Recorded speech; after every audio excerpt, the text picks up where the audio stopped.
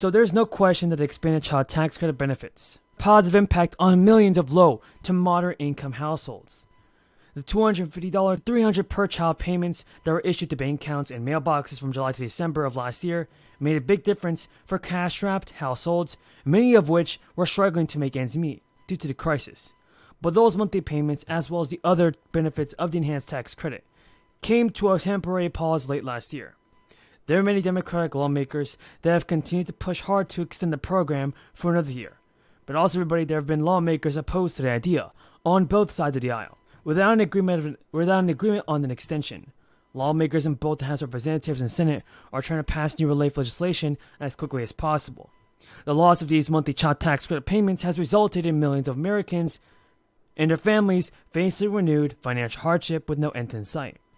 So while the program ended just a couple of months ago, new data actually shows just how badly families are struggling with an extra cash boost. This has led to one prominent conservative member and a lawmaker to propose a new return of monthly payments for American families. But the program could actually come with a big few changes. So friends, everybody, here's what you have to know. Mitt Romney has recently been pushing for more monthly payments for families as part of the Family Secure Act. That's what he calls it. The goal of Romney's bill is to offer a Republican version of the enhanced child tax credit that could also garner support from both sides of the aisle. But while the idea is to fill the financial gaps left behind by the end of the enhanced child tax credit program, it's important to note that Romney's bill would be an extension of the tax credit program that ended in 2021. Rather than extending the monthly child tax credit payments for another year, this bill would provide a monthly child allowance for families who qualify instead. Overall, everybody, this seems like a great idea that President Biden should definitely do. And if you guys think that President Biden must do a better job in sending out stimulus payments, tell me in the comments. Now everybody, this program would also be expanded to be made available to a wider range of income brackets.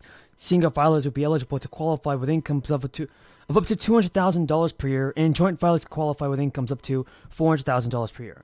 That differs significantly from the enhanced child tax credit payments, which had much lower income caps. However, the maximum allowance under Romney's proposal would be $1,250 per month, everybody, and per family, which means that larger families will now receive payments for every child in the household. And this proposal includes a few other big changes. Now, there are also some states that enacted tax breaks in 2021, including the Earned Income Tax Credit, which is good news for low to moderate earners.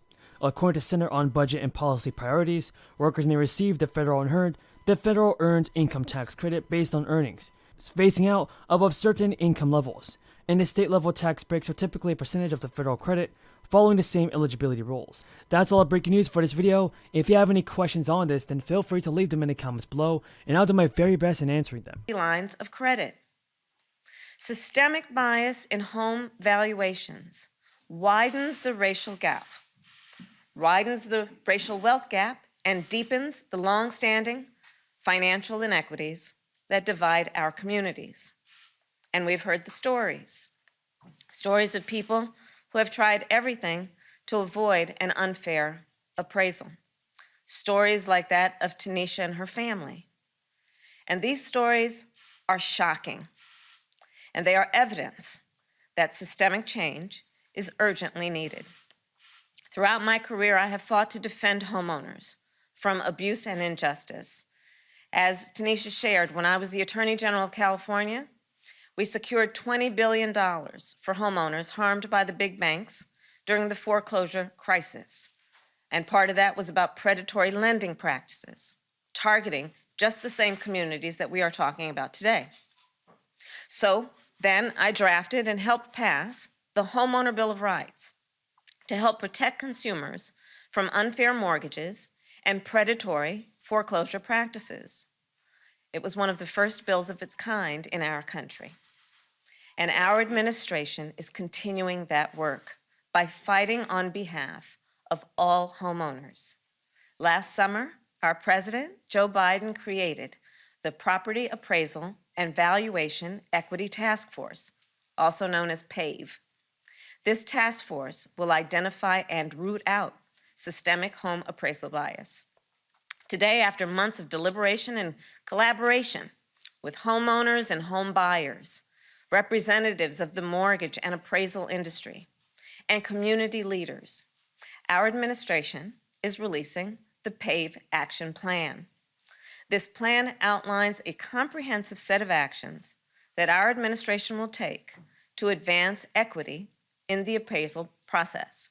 The home appraisal workforce is one of the least diverse in our nation. Less than 5% of home appraisers in America are people of color.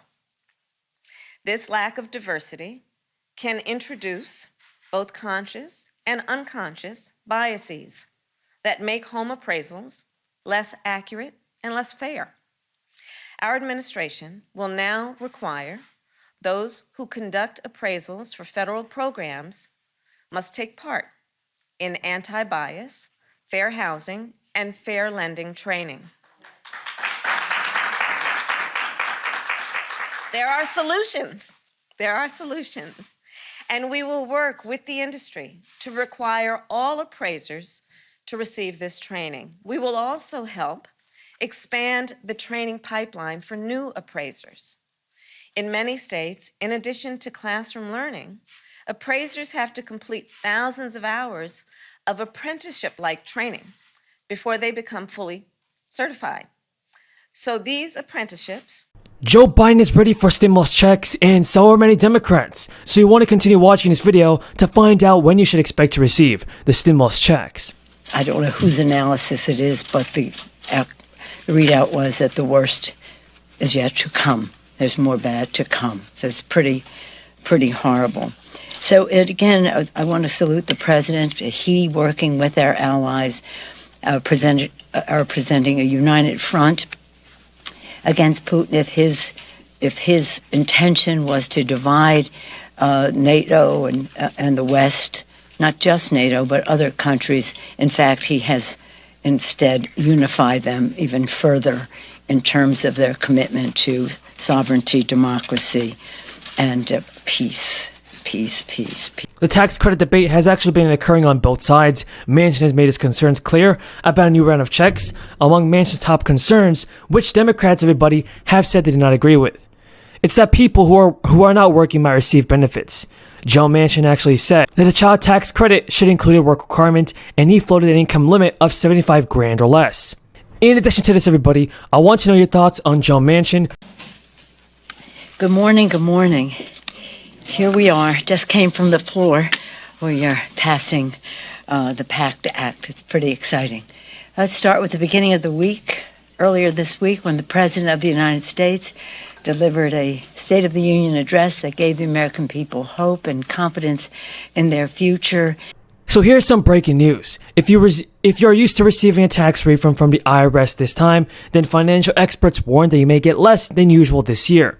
One important reason this may occur is because of the child tax credit payments. Credit to $250 per child.